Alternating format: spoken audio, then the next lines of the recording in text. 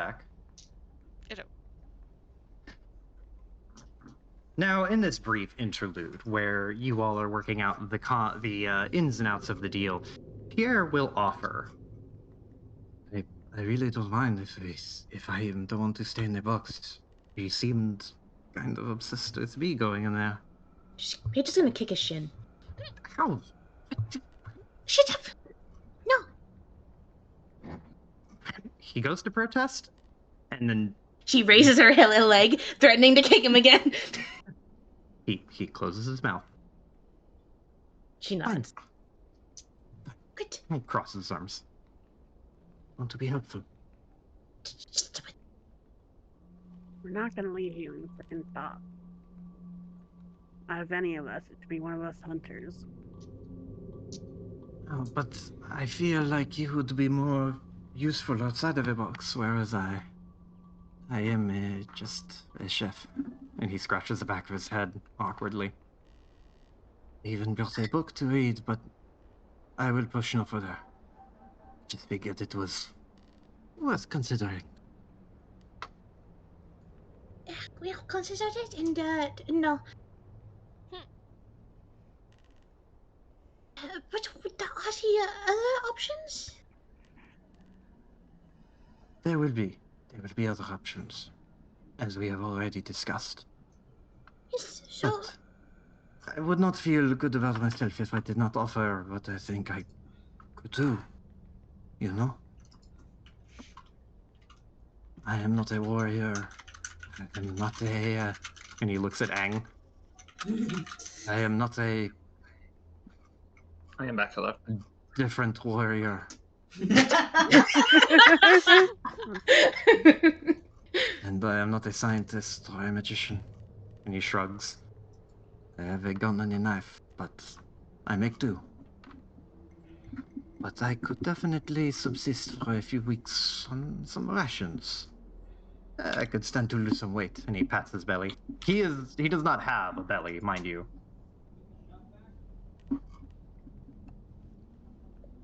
We're not sacrificing anyone else. We don't need to. Bingo! Pointing to Maddie. It's fair. Though I am a little nervous about talking to this strange woman. If she is really a woman. I do not know if this thing acknowledges gender. She respects pronouns in this house, Pierre. Hell yeah. Way ahead of his time. Hell yeah. So 18, 70 something? Get with the He's program. saying the word gender. Hell yeah. We love that for him. We stand. As all of this is happening, I imagine that Angharud's pacing has slowed somewhat. Her recitation has slowed somewhat, especially as Dee Dee has been speaking about the things that she's been going through. And she's returned to her usual posture of being extremely disturbingly still at the very edge of the group. But she's looking at the cabin. Doesn't say anything, though.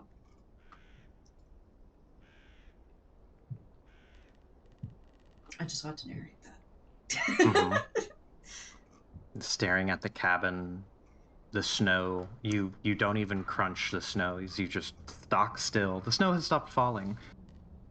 And as you stare, you can't see Dee Dee in the darkness of the cabin's interior. But you can feel her looking at you.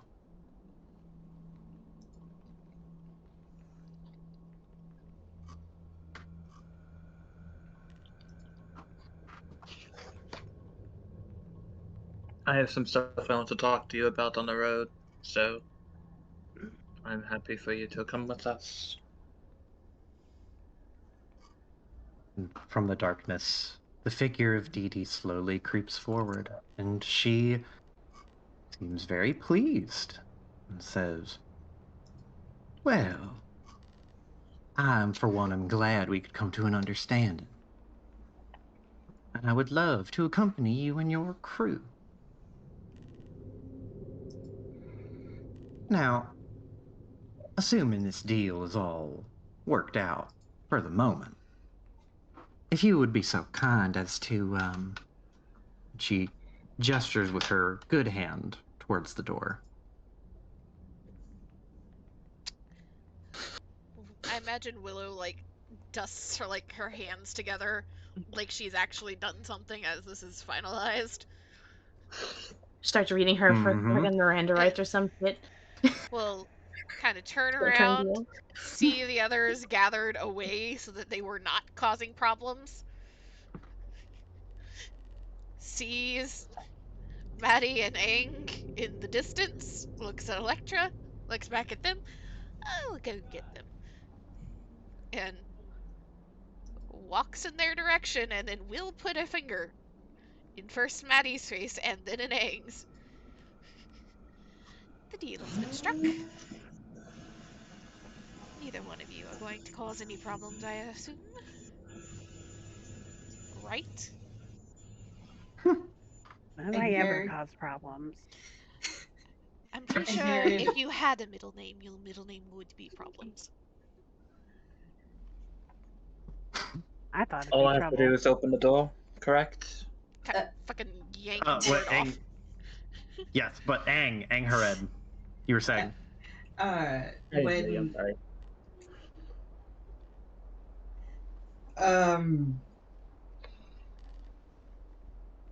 when Willow says this to Aang, she just looks back flatly. I cannot break a deal once struck.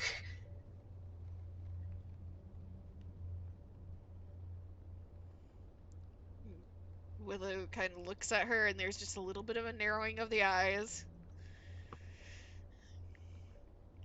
I know that's what you say, but I have a feeling you're capable of a little bit more than your standard Fae, no? And Harriet looks from Willow, from the side of her eye toward Madigan, back to Willow.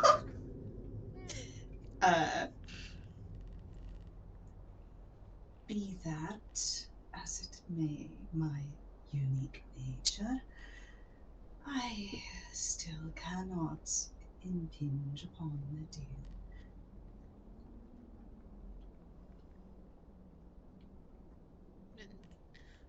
Willow just nods and kind of turns halfway to, like, present the cabin to the two of them again.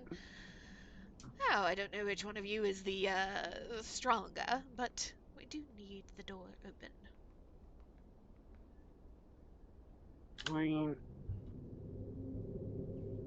Alright. Door open it is. Maddie? What do you want me to roll here? Or is it You just can roll pop me it open? for the fun of it, I think, and also for the satisfaction. You can roll me an athletics check. Okay. Athletic. Where's the skill sheet? The skill sheet's Can over I here. aid Maddie by slipping the scythe beneath the bar and using it as a lever? You can. I will say that with doing so, you don't even need to roll to aid. Maddie, you can just get a straight +1 to this. Okay. Roll. What is it with you and threes today? Wow. You know what? I don't want to wanna give a use your hero point? point for this. Yeah, go I for don't it. wanna. I will be perfectly honest. You pass it. You don't need to use the hero point, but if it's a pride thing, you can. I'm amenable to No, this. she just wasn't putting her all into it. She didn't Fair. really want to open it. Yeah. Yeah, so very Like- very lackadaisically. Go ahead. I'm just saying, I just took Titan Wrestler. This Mhm. is annoying. This for you, like, you walk up to the door and there is, again, it's a single board. It's painted blue and there are 4 nails, 2 in the wall and 2 in the door, stretched across it. Angharad helpfully sticks her scythe in between the bore and the door the board and the door to give you an extra bit of leverage. And while you do appreciate this gesture, you shunt 4 fingers behind that board and grip it, and you, Angharad, can see that wood like bend and crack under the pressure. Maddie's got a fucking grip, and she just, again, one-handed, no hip turn at the waist, just wrenches it off the door. Part of it broken, hangs limply, 4 nails now reduced to a single one that is bent, holding only a partial piece of shattered, tossed about wood. We're not rolling great today, y'all. Willow, what is this 8? There's been so many chaos rolls.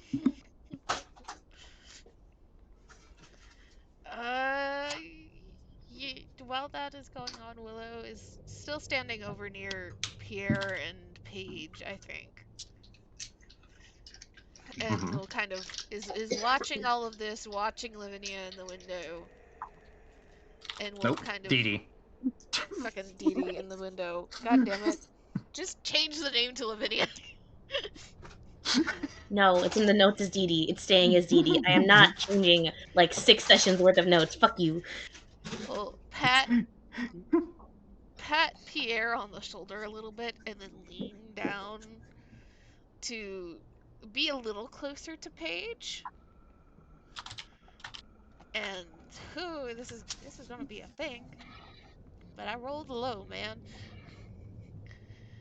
And in French, very stilted French, but in French will very calmly just tell Paige not to leave Dee Dee alone with Pierre.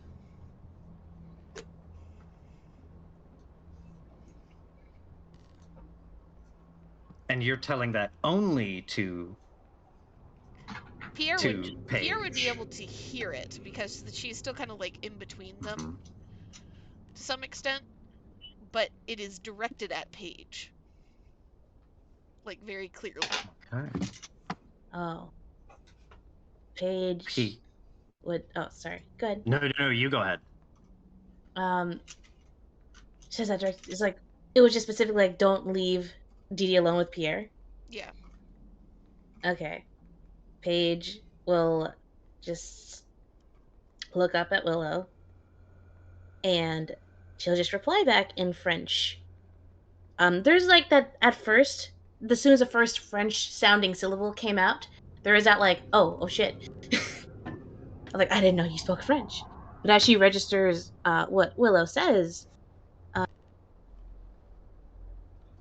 I die before that happened.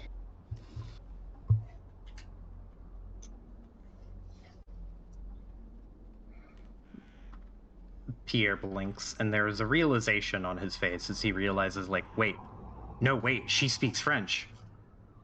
Oh, and he puts like both hands on the side of his face as he starts to try and recall all of the conversations that he and Paige has had in French very loudly.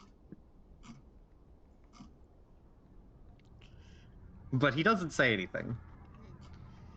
Willow just kind of looks at Paige, and there is... She tries to convey a weight in her expression of not just the, like, yeah, of course, like, I know you'll stick with, like, more of the, this is very important what I am telling you. But I don't want to say anything more. And Paige is not like yeah, I'm not gonna let them. She's very serious as she said this, as in like, if Dee Dee tries to fight and talk with Pierre alone, Paige is willing to just fucking die, then let her have Pierre alone. Like, she is very serious about this.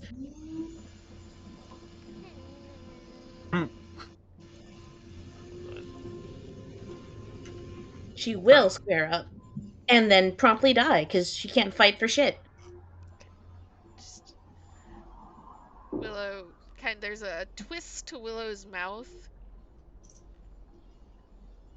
She is normally very verbose in things, but just doesn't say anything, gives a little nod, gives Paige's shoulder a little pat as she straightens up again, and will walk to stand a couple feet behind Aang and Maddie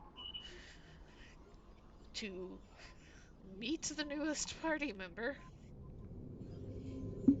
Hmm.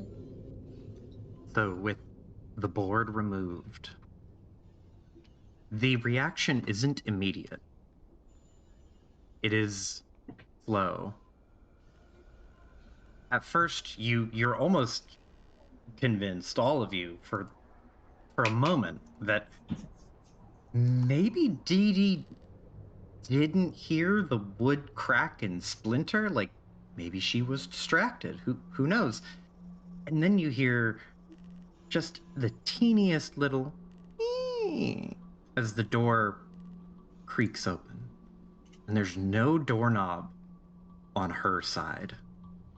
And I don't have this in the roll 20 or the foundry, but you see for a brief moment from the darkness the creak and peering of a messy mop of blonde hair and a single wild-looking eye. More wild-looking than what you had seen before through the window. Wild with disbelief. And then the door stays slightly ajar. Hands recede, and the face fades back into the darkness. And the door is just cracked there. And then slowly, you hear the long, drawn-out creak as it swings all the way open. And there is no light in the cabin, in that shack. And out of the darkness, she almost floats forward. Now you get the full visage of her incredibly gruesome form. And the smell hits you all like rain. It is a wafting scent of rot and death and sinew and muscle and dried blood. All at once, you are assailed by in every possible way. Sensory. You get all of what was somehow locked behind a simple wooden door. It's not airtight, but all that magic and all that defense and every last little bit of security stands to the side. She steps forward and puts one foot out of the threshold. And as her single bare foot, her right foot, the more human-looking one, steps out of the door, and you hear, or rather feel, the prickly sensation of 1,000 crawling spider legs figgling up the backs of your legs and up your spines and all the way up to the tips of your head. She steps forward. And she looks around almost in awe. She's not smiling. She is awestruck, mouth slightly agape, hanging looser on the left side, but she looks up. She sees the canopy of leaves, trees, albeit them trees with bottles on the end, meant to catch her if she were to try and fly away. She sees the sky, although it's a pitched gray color, and it's darker than it probably should be at this time of day. And she puts both hands on the side of her face, and this moment of like, oh, gosh, I'm really out. After all this time. Oh, I'm finally free. She looks at you all. Oh, I can't thank you all enough. Now, on to business. We got ourselves a little girl to find, don't we?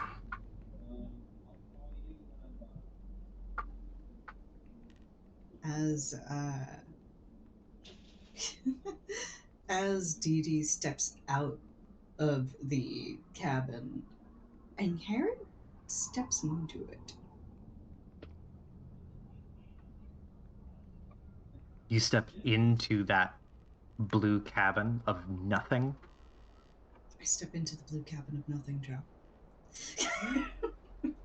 So when you step in, the first thing that hits you, Angharad, you do not have a particularly sensitive nose like Madigan, but despite that, the wafting scent of rank death and refuse and just decay, it is thick in the air, thick enough that you swear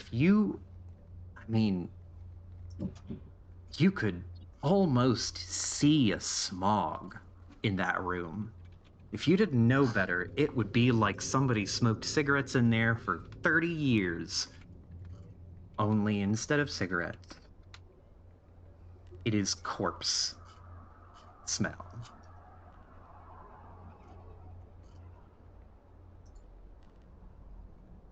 This is a small room. It is maybe at its deepest 15 feet by 10. And that is a generous estimate. And you can see panels of wood that are shoddily put together. Whoever built this was not building it for comfort. This was a prison through and through, and it was not a prison meant to rehabilitate. This damn well could have been a tomb, had she not been as resourceful as she had mentioned. But inside you see that mound of skin and bones piled high. And you can see it stretches into the corners of that little box piled up near the windows.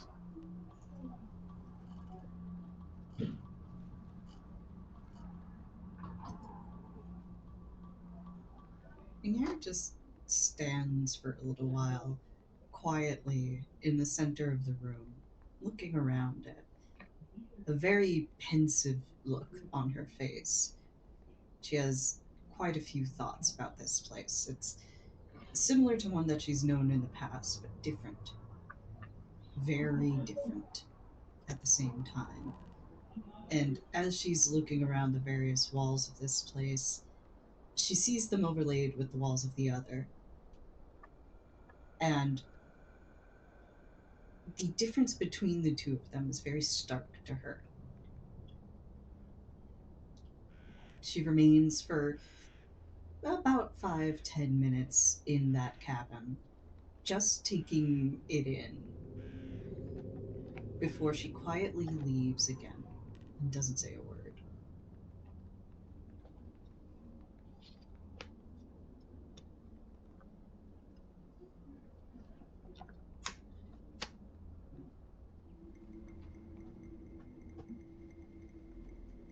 Dee Dee looks at all of you in turn, meeting your gazes with her own. whom amongst you feels particularly unlucky? Because Unlucky. yes, because she is going to extend her hand for a handshake. A more proper introduction now that she's out and about. If there's no volunteers, do we do Well, rollies? Electra's been leading. Electra's been leading the negotiation, so I'll Yeah. do it. I was about to say, it has to be Electra or Mhm, Willow, mhm. unfortunately. Yeah. F's in chat She for them. she looks to you, Electra. She holds out her left hand, one with the sagging, drooping skin and exposed underneath the muscle near the cuticle, and sickening yellow nails.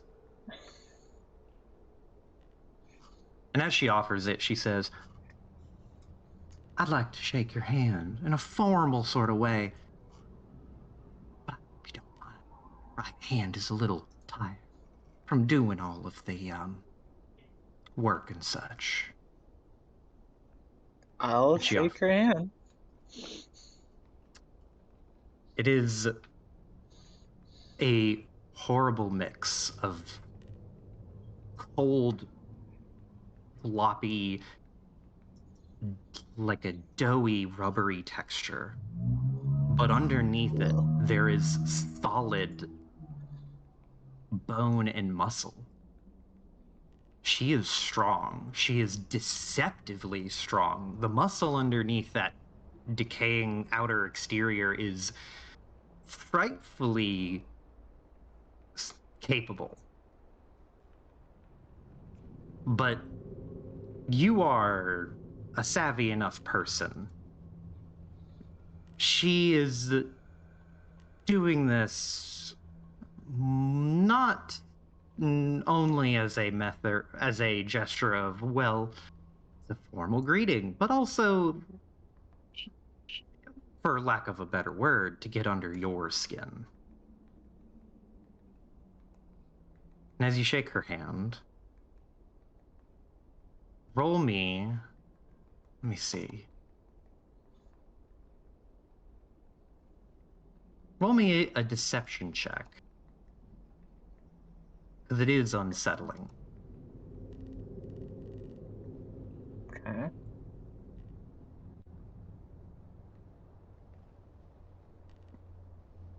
Okay, so despite the vile, uncomfortable feeling of shaking the hand of, well, kind of shaking the hand of a dead woman or dead thing, you keep a steely expression. Steely enough. And Dee Dee seems pleased. She nods, affirming your hunter-like qualities. Seems a little impressed, almost. And she goes, it's a pleasure to meet you, Miss Valentine. And I look forward to having an extended conversation with you, as I believe you did want to pick my brain for some pointers, maybe. I am an experienced hunter in my own right, though maybe not for the same kind of prey.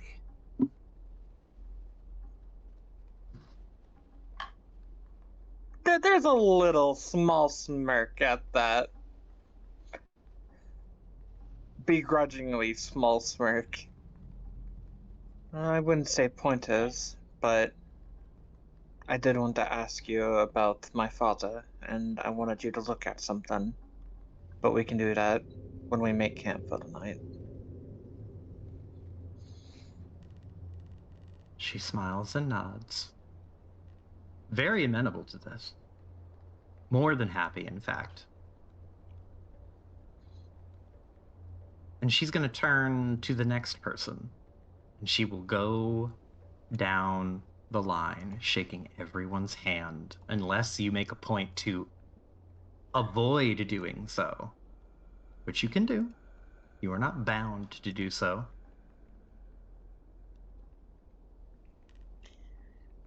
But for everyone who shakes her hand, there is that gruesome texture to it. I want to say That- that, like, Willow would be the next in line and would Uh-huh. make the very distinct and firm gesture of, as she is turning and stepping forward, sticking her right hand out first. So she would have to break acceptable and polite mores by insisting on the left after the hand has already been offered. So you get out in front of it. You offer your right hand, knowing full well that she had tried to be kind of a wise ass about it. And she looks at you and she smiles, and there is a coyness to her glare, or not glare, but her look. And she tilts her head, and one eye squints. The other guy would squint, but again, can't quite do it. So she holds out her right hand and shakes and just goes, I knew I liked you. You're one of the savvy looking ones. And I am pleased to make your acquaintance. And she firmly grips your right hand, and in a show of emphatic excitedness, reaches her left hand around and clasps your hand between hers. And you feel that gross, doughy texture to the back side of your palm. Better than holding it.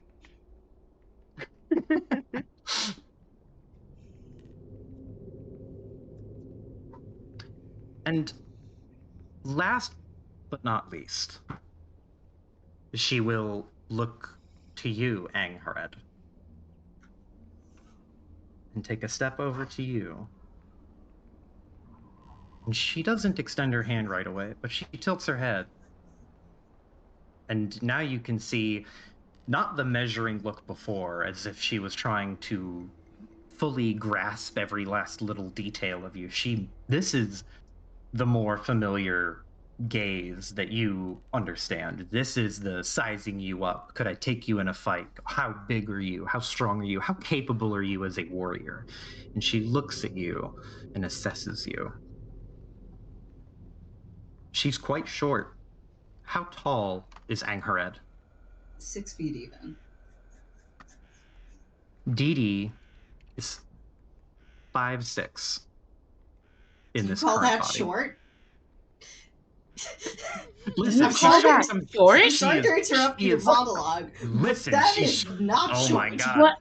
Fucking this is short by virtue of standing next to a 6 foot tall Fucking privileged ass tall fucking ass fairy motherfucker. woman. Okay, I'm back. I'm serious. I'm Oh my back. I'm God. serious. Oh my god. So she looks at you and there is that sizing up gesture. And she will hold out her right hand. Instead of her left hand, she holds out the right hand.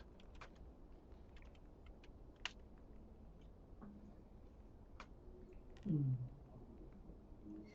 Do you take it? I think she does. But I think Anghared, I think she does uncover the glove to do it. I don't know Interesting. why, but that's what speaks to me in this moment. She sees you take off your glove. And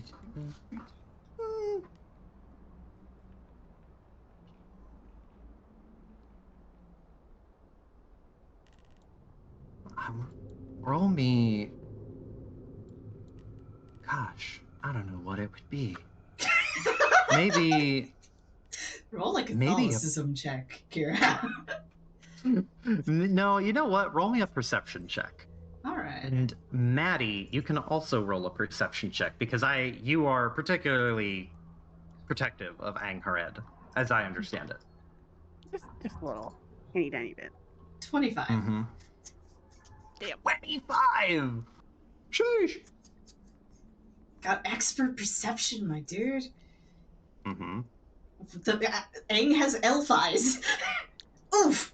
Whew! Wait, I didn't mean to. I accidentally rolled that for you. That's not right. I was about to say, man, damn, Iris.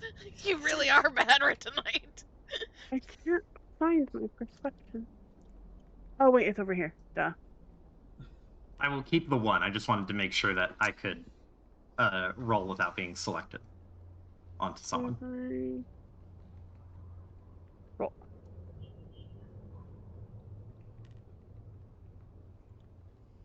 So with a 14 and a 25, Angharad, she shakes your hand with her good hand, and you can see that as she does so, she takes a step forward and pulls herself closer to you. Not in an intimate way, but in a familial, like, I really know you. I think we'll get along well. This is a shake that you give to a person you haven't seen in a long time. You give your buddy a really good handshake. You kind of pull them a little bit so that their hands are more parallel to their bodies rather than perpendicular. And both you and Maddie see this as she shakes your hand. Her other hand, her left hand, reaches around, and it's not going for any sort of pocket, pouch, but you feel it, Angharad. You feel the touch of two little fingers flick over the holy symbol that you were gifted by the Queen. Oh, And Maddie, you see her, she is touching it and makes a gesture to grab it. and Herod will, if she has the time, very sharply draw her hand back, the one with the holding the crucifix, and clutch it close.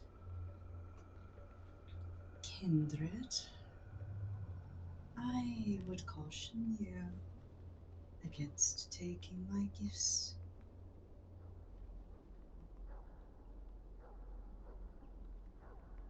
She smiles, and you see the toothy grin that stretches beyond the realm of normal human smiles.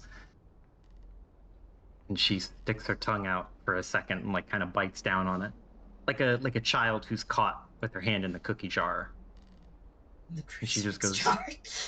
mm-hmm. And she just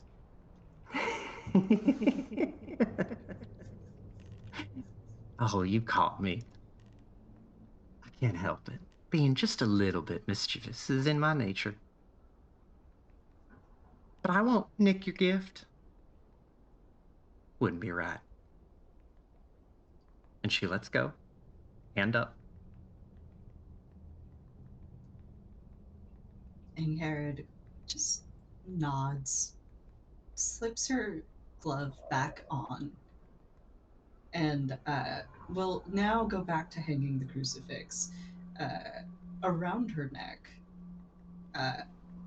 and will make the absolute, just fucking insane decision to wear it beneath the outer layer. So obviously you've got plate, then you've got like an arming coat. She's wearing it over the arming coat underneath the plate. She watches you do that, and for the first time you see her kind of think for a second and realize like what you're doing. And she takes a step back and looks at you all and then looks to you, Angharad, and just impressed, very visibly impressed, and puts one hand on her hip and the left hand just kind of hangs by her side. She just goes, and she looks over to Electra and Willow and kind of meets everyone's gaze and just goes, you are all absolutely fascinating. Such a weird gaggle of people. I love it, though. I'm excited to get to know y'all a little bit better.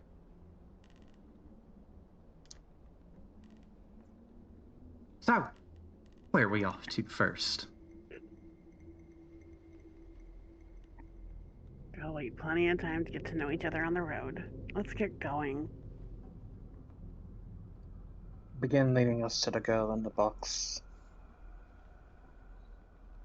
Oh, sure as shoot, I will absolutely do so. You have my word. Now, my one question is, do you perhaps know anything about this little girl? Maybe name, height, weight, age? Maybe if you have a lock of hair. I don't Do we suppose you have happen to have a... anything? You know that she is a young girl who is in the woods, but other than that, there's not much. Which, granted, she is a hunter and a tracker, and she is a fae. She has some kind of weird magical capabilities, but you are given only that she has some semblance of unusual power in connection with the woods. And that she was theoretically somewhere between Termarkt and the one city that I don't remember because I haven't seen the map in a while. Speaking of the map, Deep field. Field. Yeah. Deepfield. Somewhere in like the triangle of Termarkt, Deepfield, Murcott. Mm-hmm. No, it was Daggerhaven, Deep Field, and Termite. She was... I know, but like I'm expanding it down to Murcott because that's like the southernmost tip. I'm expanding. I'm making the triangle big rather than really tiny and slim. I just thought it was like this area. Gotcha. My bad. She is, last you had heard from Hawk, she was moving north-ish, somewhere between Deepfield and Daggerhaven, from the direction of Murcott. So she was going north, like northeast, northeast, somewhere in that area. But other than that, you were told that she has a connection to the woods. An unusually strong connection, but there's no physical description. Joe, can I'm gonna ask you something ridiculous here. I'm excited. Can I be the Lorax for a second and speak to these trees and see if I can gain anything from them? Can we get You know what? what's the forest vibe check on this bitch? You know what, Ang, you absolutely can speak to the trees, but before you attempt that, in that moment in character, there's a moment where Dee Dee like puts her hands on her hips and looks around at the trees and the blue little shack and just goes, you know, I'd love to continue this little conversation here, but I'm going to interrupt myself and just say, I'd like to get further away from this little area because it kind of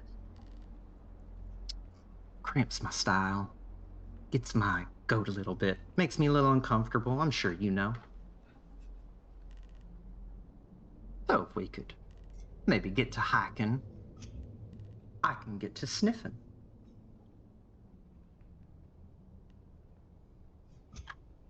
Just to say, like, you guys move away Yes. from the bottle trees. I will ask regular trees. So, with your tree ask. That makes it sound even more ridiculous than it already is, Joe. No, it's fine. Cool. Go ahead and roll me a diplomacy check. I love this. I love this for her. All right, it's a fucking diplomacy check. Wait a second. Let me think for a second here. Let me look at what's on this sheet. Because I think maybe one of my things applies. Yeah.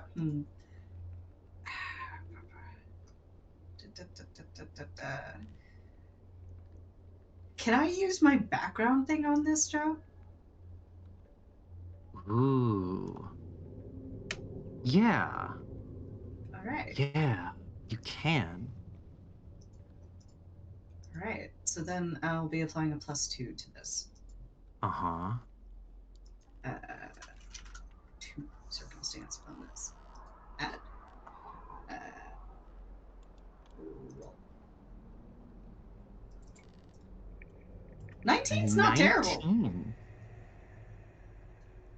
So, once you guys get away from the bottle trees, and Dee Dee, right before she starts to ask again, Aang, you pointedly walk towards a nearby oak, and you place a hand on the bark. And whether or not anyone else recognizes it as an oak would be up to their own understanding of nature. But you know it as you approach it, and you brush your hands against it, your bare fingers. And you touch it and think to yourself for a moment. Not pray and not outwardly speak, but there is a communal understanding. And you feel the inner pull. And as you do, you are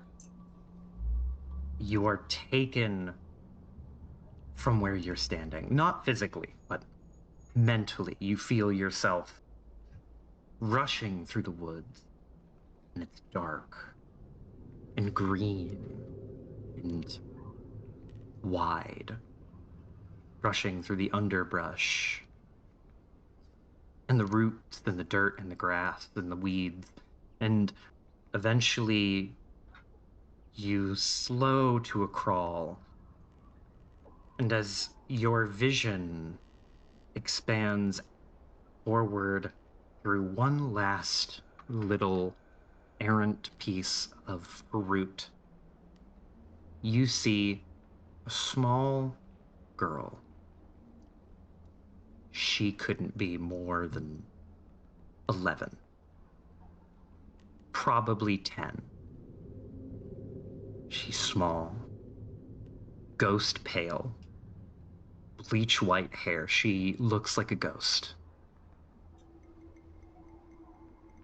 And she turns her head and looks over her shoulder, and you can see just palpable fear in her eyes, anxiety. You're not sure if she's anxious because she's being followed or anxious because she is just alone, but there's no one else with her. She's small, very small. And in her hands, you see a jet black box. Not much bigger than a jewelry box. It's perfectly rectangular, though. There's no little, like, jewelry box filigree or little legs or a locking mechanism. It is like an opaque black prism that she carries between her two little hands. And you can see that her mud-stained feet and the little kind of tunic or singular, like, simple garment she wears that covers her that's all she has. She has the box and the simple singular garment that adorns her. She doesn't even have a belt. It almost looks like she's wearing a discarded pillowcase. And she hops over a particularly nasty patch of thorns. She's not running, but she is not slowing down. And she disappears from your view.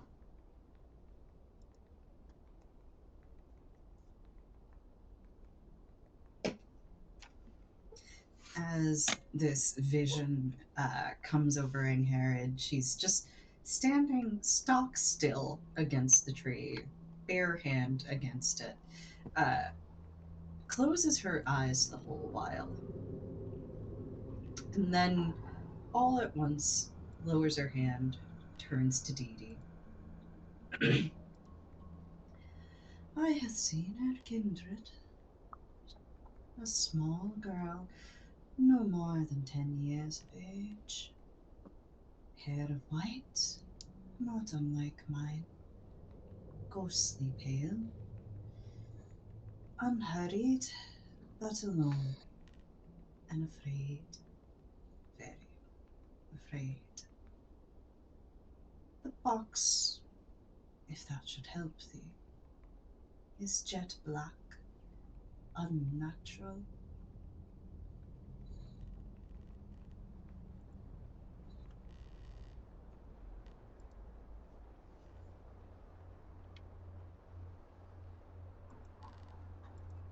Paige,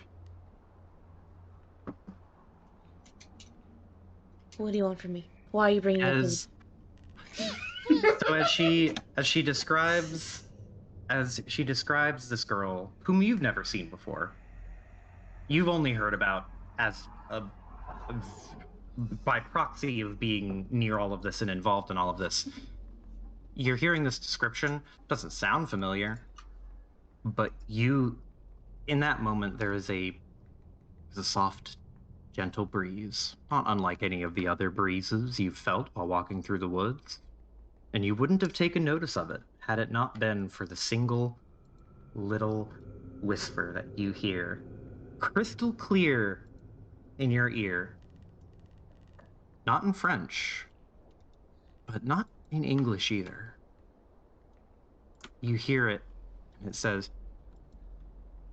"Her name's Abigail." And it sounds like they were right beside you. And it's not Pierre. Okay, can I get you said it's not French, but it's not English. not. It's just It is some other language, but you understood it perfectly. It's like it transcends language. okay. Is it a voice or sound that is in any way familiar? No. Okay. Well, she's fucking losing it. But Paige, it's like right in her ear, right? Yes. Okay. Well, and just double check. This has never fucking happened before, right? Nope. Okay, cool. Paige is gonna fucking jump. As if she got spooked. And she like whips around to turn in that direction, like a hand on her ear, like rubbing it, because that felt weird. Abigail? Pierre, like you jump and Pierre also jumps a little bit. He just goes, "What? Abigail? What? What are you talking about?"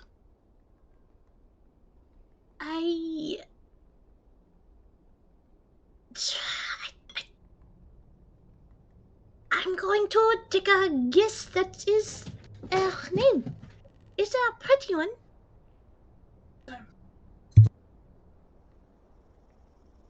And you're sure of this? Her name is Abigail? And you just feel this in your heart, or?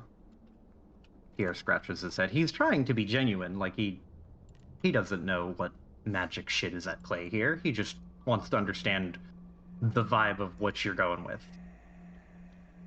I have a good feeling that is her name. And I mean, do you? Any of you know? Because I think we should call her that. Maddie looks between Inkhead and Paige with a what the fuck look. Like, and how do you guys know about this? And if you guys knew this, why didn't you tell us sooner? It's just came to me in that moment. Thou hast. Oh, go ahead. Ingherod will nod. Thou hast my word. I did not know before this moment. I simply asked the trees. Okay, I didn't ask any praise. I just had this is a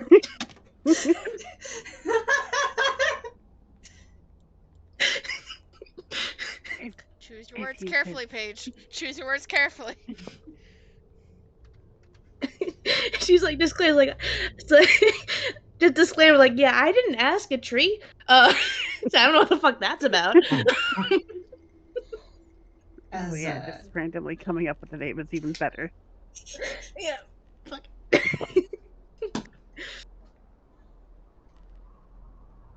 Dee Dee watches this and is just like, "Whew, y'all are wild. I love it." If we had this information, we didn't need to just wave his hand towards Dee Dee. Much of it came in some moments. Do you not understand?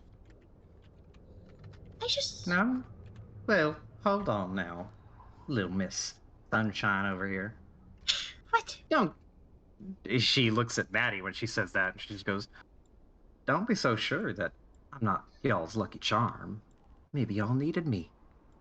Little swift kick in the pants to get the right direction."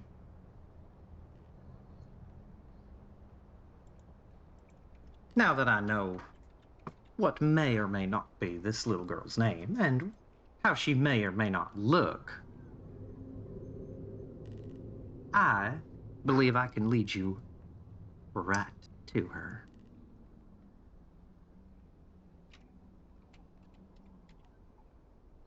Unless, of course, you think you got it without me.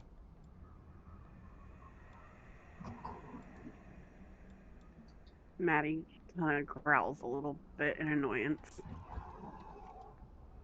Lead the way.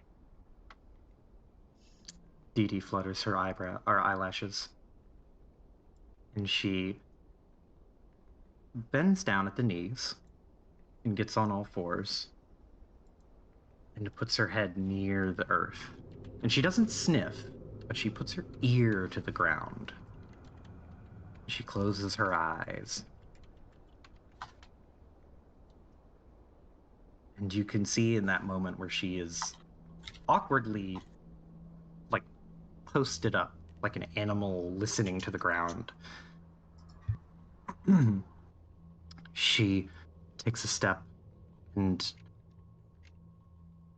it's spidery and unnatural. She kind of shuffles to the side a little bit, and then scoots forward, and then shuffles to a different direction, and then takes a handful of steps forward, and then straightens herself up. And then she tilts her head back and smiles, and then you all hear that telltale sniff. And she goes, "Oh, I got her scent. She's a little thing. I'd say no more than maybe 9.5, 10 years old. This poor little girl just out here on her own."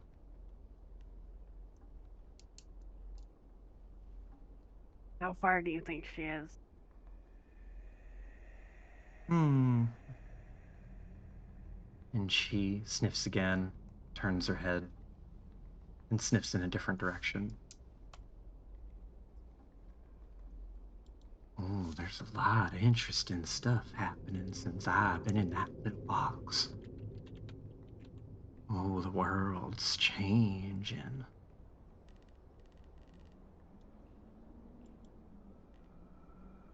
Right, sorry.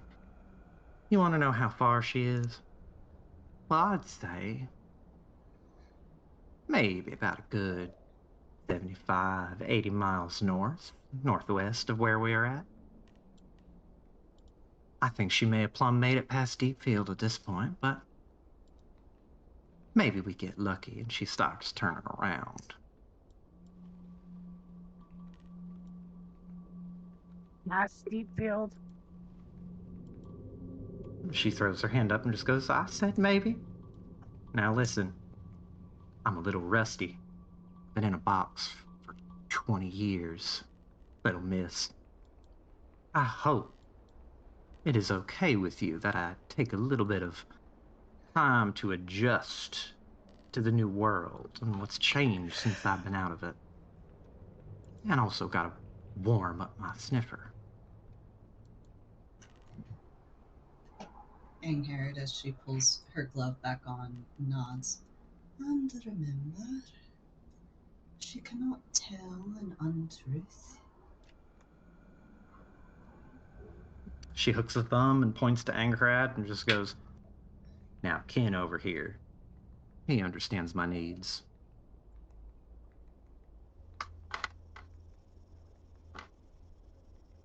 But if you're all satisfied, we can start our trek. I tell you what, there's one thing that I will not forget, 20 years in a box or not, and that is the smell of frightened children. Ooh, been a while since I smelled it.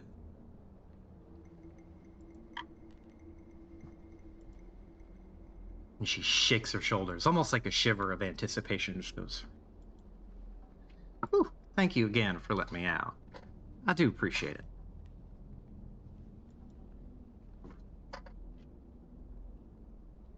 Enjoy it while it lasts.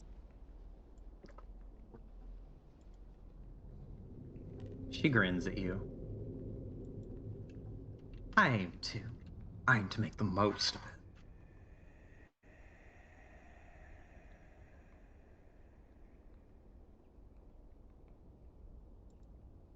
And with that, you all begin to trek north with your new friend. Our new pal. Your new pal, Dee Dee.